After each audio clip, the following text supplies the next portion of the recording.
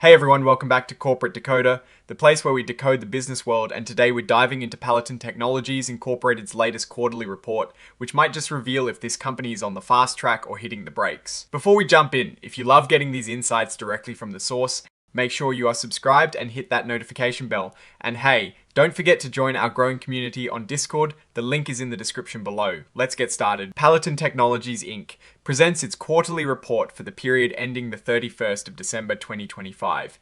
This isn't just a bunch of numbers, it's a snapshot of everything that happened with Palatin over the last few months. Alright, let's kick things off by looking at the company's balance sheet. Think of this as its snapshot of assets and liabilities. As of the 31st of December 2025, Palatin had about $14.5 million in cash and cash equivalents. That is a big jump from just $2.5 million on the 30th of June 2025. This surge in cash could mean a few things. Perhaps they raised more money or a big payment came in. And get this, their total assets are now over $17.9 million compared to just over $3.2 million a few months prior. That is quite a leap. However, look at their liabilities. Total liabilities are around $6.4 million.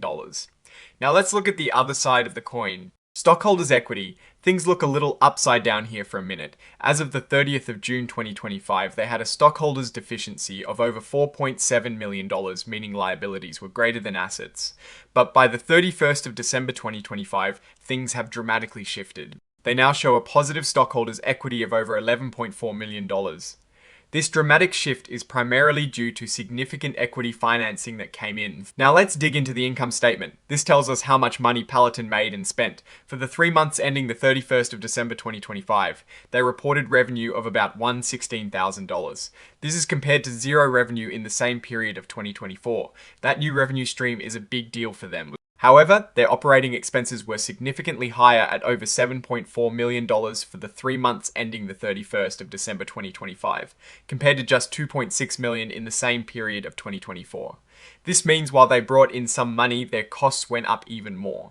Looking at the 6-month period ending the 31st of December 2025, their revenue jumped to over $8.9 million. That is a massive increase from zero in the prior year, which is driven by their collaboration and licensing agreements notes. Their expenses for the 6-month period were over $11.6 million. So revenue is up, but so are expenses. The key takeaway here is their net loss for the 3 months ending the 31st of December 2025 was over $7.2 million compared to a loss of about $2.4 million in 2024. For the 6-month period, their net loss was about $2.5 million compared to a loss of over $10.2 million in 2024. So while their revenue has appeared, revenue has also significantly grown, leading to a smaller net loss for the 6-month period. The cash flow statement is crucial. It shows where the money is actually coming from and going. Over the 6 months ending the 31st of December 2025, Palatin used about $6.4 million in operations. That is a pretty good improvement from using over $11.8 million in the same period of 2024. They also had about $2.5 million from investing activities in 2024, which was from the sale of Vyleesi, a product they used to commercialize. But in 2025, investing activities used only about $12,000, basically just for equipment. Now for the exciting part, financing activities. In the 6 months ending the 31st of December 2025, Palatin brought in over $18.3 million from financing. This includes a huge infusion of over $16.9 million from equity financing and about $1.4 million from warrants being exercised. This influx of cash explains that big jump in their cash balance we saw earlier, and it helped them end the period with over $14.4 million in cash and cash equivalents. They clearly raised a significant amount of capital to fund their operations. These notes are the small print of the financial statements, and they often hold the real story. One key note here is about their agreement with Boehringer Ingelheim signed in August 2025.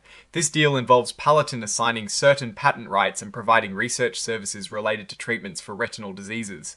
Under this agreement, Palatin recorded $2.3 million in revenue related to the patent and license assignment in the last quarter of 2025 and an additional $6.4 million from a research milestone achievement. They also received about $116,000 for research and development services. This deal is clearly a major revenue driver for them right now. Another significant event was the sublicense agreement in January 2026 for PL9643, an MCR1 agonist for dry eye disease. This deal involved a non-cash debt cancellation of roughly $3.8 million, which they'll recognize as license revenue. This shows Palatin is actively working to get its product candidates out into the market through various partnerships. Looking at their list of outstanding warrants, we see a lot of activity. These are basically options for people to buy company stock at a certain price. Palatin has numerous warrants outstanding from various financing rounds. For example, they have May 2022 warrants with a very high exercise price of $625 and November 2025 pre-funded warrants with a nominal exercise price of just $0.0001. This variety of warrants can create significant future dilution for existing shareholders as these options get exercised. Palatin also recorded over $300,000 in stock-based compensation expenses in the last 6 months of 2025. This means they granted shares or options to employees as part of their pay. That is a significant cost to the company and it dilutes existing shareholders. Now for my take, Palatin Technologies appears to be in a period of significant transition. They've managed to dramatically boost their cash reserves through equity financing and licensing deals like the one with Boehringer Ingelheim. This influx of cash is allowing them to continue operations and fund their research and development. Their move to secure these partnerships is a smart strategy to move their product candidates forward without shouldering all the costs and risks themselves. However, the high level of outstanding warrants and the ongoing net losses are red flags. The sheer number of warrants could lead to substantial dilution for current shareholders, impacting the value of their investment. While they are generating revenue from licensing agreements, their core business of drug development is still very much in progress and carries a high degree of risk. The company is on a path to trying to become profitable, but it is still a long and uncertain road ahead. So what is the verdict? Palatin is making smart strategic moves to secure its future by partnering up and raising capital. But the journey from development to profitability is fraught with challenges, and potential dilution for shareholders remains a significant concern. It's a high risk, high reward scenario right now. Alright, that's our deep dive into Palatin Technologies Inc.'s latest quarterly report. What do you think about their strategy and the future of the company? Let me know your thoughts in the comments below. If you found this analysis valuable, don't forget to give it a thumbs up and subscribe for more in-depth corporate breakdowns. And seriously, check out our Discord community linked in the description. It's a great place to connect with fellow corporate explorers. Thanks for watching, and I'll see you in the next one.